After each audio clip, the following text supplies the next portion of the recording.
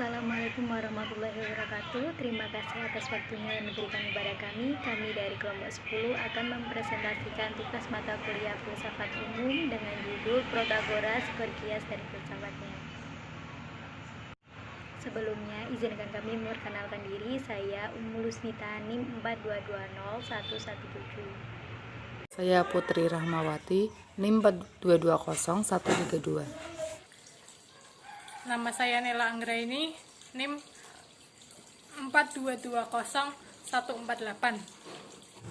Yang pertama ada Protagoras. Protagoras lahir di Abdera, kota asli Demokritus, dan menghabiskan sebagian besar hidupnya sebagai seorang sofis keliling, berpergian di seluruh dunia Yunani.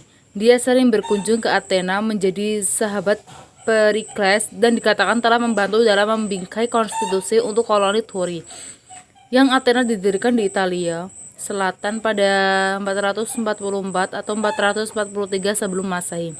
Plato mengatakan bahwa Protagoras menghabiskan 40 tahun mengajar dan bahwa ia meninggal pada usia 70 tahun. Cerita tentang dakwaan terhadap Protagoras oleh orang Athena, pembakaran buku-bukunya, dan kematiannya di laut mungkin fiktif. Filsafat Protagoras. Protagoras menulis pada berbagai mata pelajaran. Fragmen dari beberapa karyanya bertahan hidup, dan judul lainnya dikenal melalui komentar di kemudian hari mereka. Diktum terkenalnya "manusia adalah ukuran dari segala sesuatu" adalah kalimat pembuka dari sebuah karya dengan berbagai disebut truth of argument refutatory. Protagoras adalah contoh sempurna dari sofis 5 tahun abad. Hati-hati pemikiran bisa, tentu saja, dan dengan mudah merusak dasar teori relatifnya pengetahuan. Tetapi daya tarik teori dan meresapnya pengaruh ajarannya begitu besar sehingga tidak kurang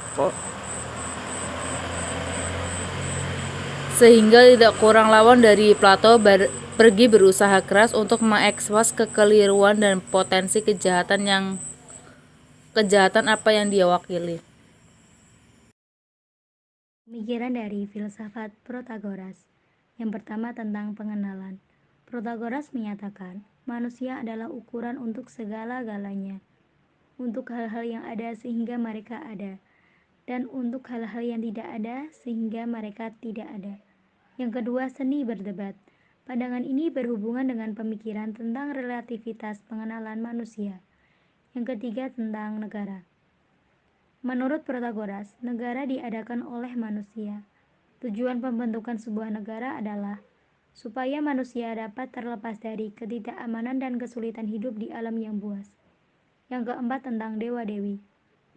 Protagoras menyatakan, mengenai dewa-dewi, saya merasa tidak mampu untuk menentukan apakah mereka benar-benar ada atau tidak ada, dan saya juga tidak dapat menentukan hakikat mereka. Pertanyaan-pertanyaan seperti itu sulit dan umur manusia itu pendek. Gorgias lahir di Lentinoi, Sisilia sekitar tahun 483 sebelum Masehi. Dia meninggal pada tahun 375 sebelum Masehi pada usia ke-108 tahun. Dia adalah murid Empedokles, kemudian dipengaruhi oleh dialektika Zeno.